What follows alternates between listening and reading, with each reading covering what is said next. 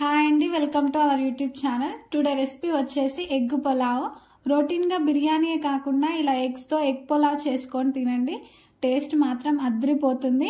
Bachelors అయినా beginners అయినా చాలా ఈజీగా చేసేయచ్చు.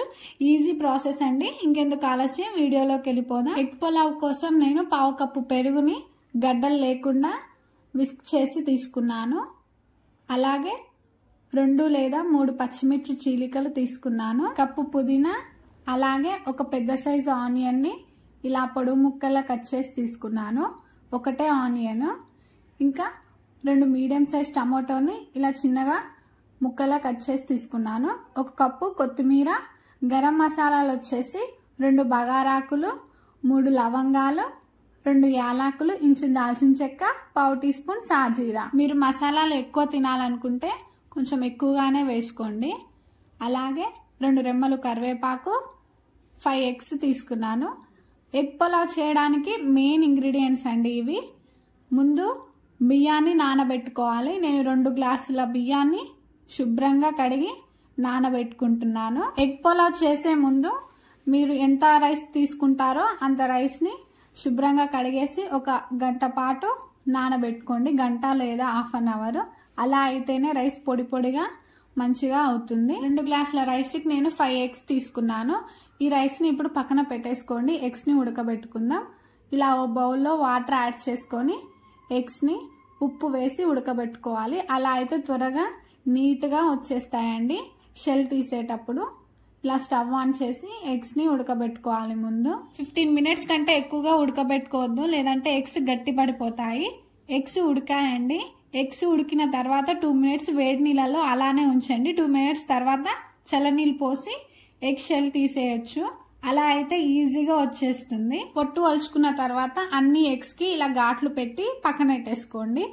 ఇప్పుడు ఈ ఎగ్స్ని ఫ్రై చేసుకోవాలండి ఆయిల్లో. అందుకోటి నాన్ స్టిక్ కడాయిని పెట్టుకొని కడాయి వేడవగానే 1.5 టేబుల్ స్పూన్ ఆయిల్ వేసుకోవాలి. ఆయిల్ కొంచెం ఎక్కువ వేసి ఎగ్స్ ఫ్రై చేస్తే ఎగ్స్ అనేవి బ్రేక్ అవ్వవు. ఆయిల్ కొంచెం వేడవ్వగానే 1/2 టీ స్పూన్ కారం, 1/2 టీ స్పూన్ ధనియాల పొడి, 1/2 టీ స్పూన్ పసుపు, 1/2 టీ స్పూన్ ఉప్పు వేసి ఒకసారి కలుపుకోవాలి. ఇలా ఆయిల్ బాగా వేడయ్యాక వేస్తే ఈ కారం, ఉప్పు, పసుపు ఇవన్నీ మాడిపోతాయండి. ఇలా ఒకసారి కలుపుకున్న తర్వాత ఎగ్స్ వేసుకొని ఫ్రై చేసుకోవాలి. ఆయిల్ ఎక్కువ ఉండడం వలన ఎగ్స్ అనేవి బ్రేక్ అవ్వవు. ఎగ్స్ వేసాక ఎగ్స్ని అన్ని ఈవెన్గా ఫ్రై చేసుకోవాలి. అన్ని వైపులు ఫ్రై చేసుకోవాలి ఎగ్స్ని. అలా అయితేనే తింటుంటే రుచిగా అనిపిస్తాయి. ఈ మిగిలిన ఆయిల్ని ఏం చేయాలి అని అనుకుంటున్నారా? నేను చెప్తానండి ఎక్కడ యూజ్ చేయాలో. ఎగ్స్ ఈవెన్గా ఫ్రై అయ్యాయి. ఇప్పుడు స్టవ్ ఆఫ్ చేసేసి ఎగ్స్ కాడికి ఒక బౌల్లో తీసుకొని పక్కన పెట్టేసుకోండి. ఇప్పుడు ఈ ఆయిల్ ఎక్కడ వాడాలో నేను చెప్తాను. ఎగ్స్ ఫ్రై చేసేటప్పుడు నాన్ స్టిక్ ప్యాన్ అయితేనే ఎగ్స్ విరగకుండా చాలా మంచిగా వస్తాయండి. అందుకని నేను నాన్ స్టిక్ లోనే ఫ్రై చేశాను. ఇప్పుడు స్టవ్ ఆన్ చేసి మరొక కడాయి పెట్టుకొని కడాయి వేడవ్వగానే 1 టేబుల్ స్పూన్ ఆయిల్ వేసుకోవాలి. 1 టేబుల్ స్పూనే వేసుకోవాలి. ఇప్పుడు మనం ముందు ఎగ్స్ ఫ్రై చేసి పెట్టుకున్నాం కదా, ఆ ఆయిల్ని వేసుకోవాలి. ఆయిల్తో పాటు 1 టేబుల్ స్పూన్ నెయ్యి కూడా యాడ్ చేసుకోవచ్చు. నేను నెయ్యి వేస్తలేను. ఆయిల్ వేడవ్వగానే మసాలా దినుసులు వేసుకోవాలి.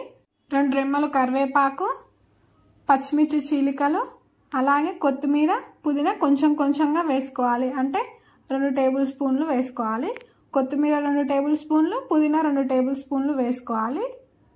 వేసుకున్న తర్వాత ఒకసారి కలుపుకోవాలి.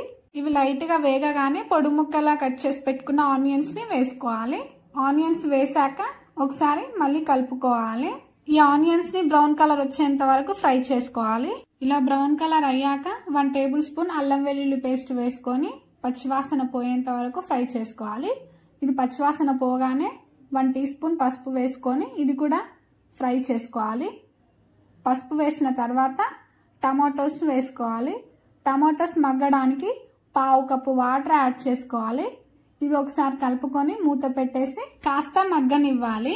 టమాటా వేసాక కొన్ని వాటర్ యాడ్ చేసుకోవాలి.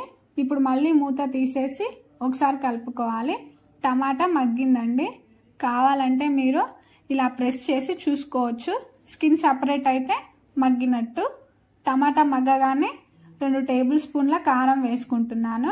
2 గ్లాసుల రైస్ తీసుకున్నాను కాబట్టి 2 టేబుల్ స్పూన్లు తీసుకున్నాను. అలాగే 1 టీ స్పూన్ ధనియాల పొడి, 1/2 టీ స్పూన్ గరం మసాలా, రుచికి సరిపడా ఉప్పు వేసుకుంటున్నాను.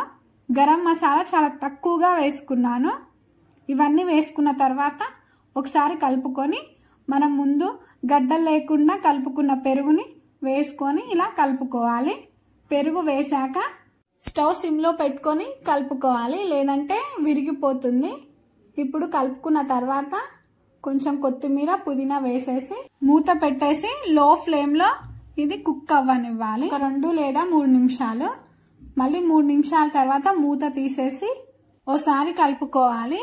ఎగ్ పులావ్ చేసినప్పుడు కంపల్సరీ పెరుగు వేసుకోవాలండి, అలా అయితేనే బాగుంటుంది. ఎగ్ పులావ్ తిన్న ఫీల్ కలుగుతుంది. ఇలా ఒకసారి కలుపుకున్న తర్వాత వాటర్ యాడ్ చేసుకోవాలి. నేను 2 గ్లాసుల రైస్కి 3.5 గ్లాసులు వాటర్ యాడ్ చేసుకుంటున్నాను. యాక్చువల్లీ 4 గ్లాసులు వాటర్ యాడ్ చేసుకోవాలి.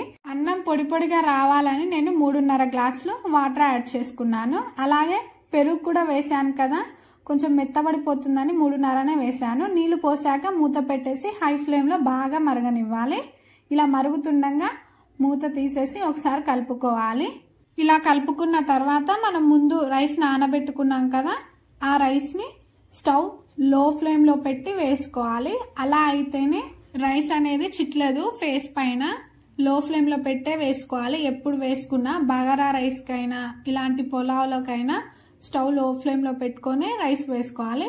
రైస్ వేసుకున్న తర్వాత ఇలా కలుపుకోవాలి. గట్టిగా కలపకుండా లైట్గా కలపండి, ఎందుకంటే నానిన బియ్యం కదా విరిగిపోతాయి. ఇలా మూత పెట్టేసి రైస్ని కొంచెం దగ్గరగా అవ్వనివ్వాలి. మళ్ళీ మూత తీసి ఒకసారి కలుపుకోవాలి. ఇలా కలుపుకున్న తర్వాత వాటర్ కొంచెం ఇంకా ఇంకిపోయే వరకు ఉడకబెట్టుకోవాలి. మళ్ళీ మూత తీసి చూడండి, ఇలా అయ్యే వరకు ఉడికించాలి. ఇలా అవ్వగానే మనం ముందు ఉడకపెట్టుకున్న ఎగ్స్ని వేసుకోవాలి. ఈ టైంలోనే మీరు జీడిపప్పు పలుకులు కానీ కొత్తిమీర, పుదీనా, ఆనియన్స్ కూడా వేసుకోవచ్చు. అవన్నీ నేను ముందే వేసాను కాబట్టి వేయలేదు. ఎగ్స్ వేసాక మూత పెట్టేసి 2 నిమిషాలు అలా వదిలేసి మళ్ళీ మూత తీసి చూడండి, వాటర్ అనేవే ఉండవు. అంతేనండి, ఎగ్ పులావ్ రెడీ అయిపోయింది. మీరు కూడా ట్రై చేసి ఎలా వచ్చిందో కామెంట్ చేయండి. వీడియో నచ్చితే మాత్రం ఖచ్చితంగా లైక్ చేయండి. ఇలా ఈజీ ప్రాసెస్లో వంటలు చేయాలనుకునే వాళ్ళు మన ఛానల్ని సబ్స్క్రైబ్ చేసుకోండి.